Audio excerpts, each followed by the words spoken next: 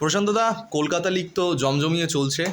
তিন প্রধান তাদের যাত্রাও শুরু করে দিয়েছে। আরও সুরুচি সংঘ ভালো পারফর্ম করছে, শ্রীভূমি রয়েছে, সাধারণ সমিতি, আরও অনেক দল রয়েছে। তোমার কাছে এগুলো অজানা না। তুমি কেমন দেখছো এবারে কলকাতা লিগে? ধারে বারে কোন দলকে একটু মনে হচ্ছে যে ফাইট দেবে? ভালোই তো হচ্ছে, প্রত্যেক দল গোল করছে, 3-4টে গোল করে দিচ্ছে, আরও এক অপোনেন্ট গোল খেয়ে নিচ্ছে 3-4টে, আবার সে পরের দিন গিয়ে 3-4টে দিচ্ছে। অর্থাৎ তাহলে তো আমি বলবো ফুটবলের মান বেড়েছে, গোল হচ্ছে অনেক, ঝুড়ি গোল হচ্ছে। তুমি বলো এই কটা ম্যাচের মধ্যে কত গোল হয়েছে? এই গোলটা তো বড় জিনিস, খেলার আসল উদ্দেশ্য গোল। কলকাতা মানে আমাদের লিগেরও ছোট দল, আমরা যখন আমাদের সময় খেলতাম একটা গোল করতে জান কয়লা হয়ে যেত। আমি এই খেলোয়াড়দের পারফরমেন্স নিয়ে আমি কোনো কথা বলতে না, কোচেদের প্ল্যানিং, ধারাবাহিকতা, এটা দেখো তুমি যে কটা ম্যাচ হয়েছে অনেক গোল হয়েছে।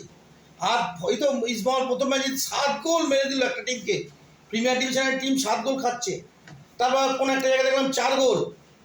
যাই হোক, মামানের খেলা দেখো কালকে 2 দিয়েছে, 2টো গোল তো করতে হয়েছে, যদি 4টে গোল হচ্ছে খেলার মধ্যে। সব কিছু নিয়ে কলকাতা লিগ তো বেশ জমে গেছে, জমজমাটি লাগছে আমার। আর আমার ভালো লাগছে যেটা ব্যক্তিগতভাবে, যে আগের গোলের খরা কাটিয়ে ইন্ডিয়ান ফুটবল না বাংলার ফুটবল যথেষ্ট উন্নতি করছে। আমি দলে প্রচুর গোল করার ক্ষমতা সম্পন্ন খেলোয়াড় থাকছে। যাই হোক, সবে শুরু হয়েছে, এখনই কিছু বলা যাচ্ছে না। ইস্টবেঙ্গল মোহনবাগানকে নিয়ে বিচার করার এখন সময় আসেনি। কলকাতা লিগ হচ্ছে ঐতিহ্যশালী লিগ, এখানে খেলার মান অনেক উন্নতি হচ্ছে, তবে সব দিকে একটু লক্ষ্য রাখতে হবে। হ্যাঁ, তাতে আগামী দিনে খুব ভালো ম্যাচগুলো অপশন আমরা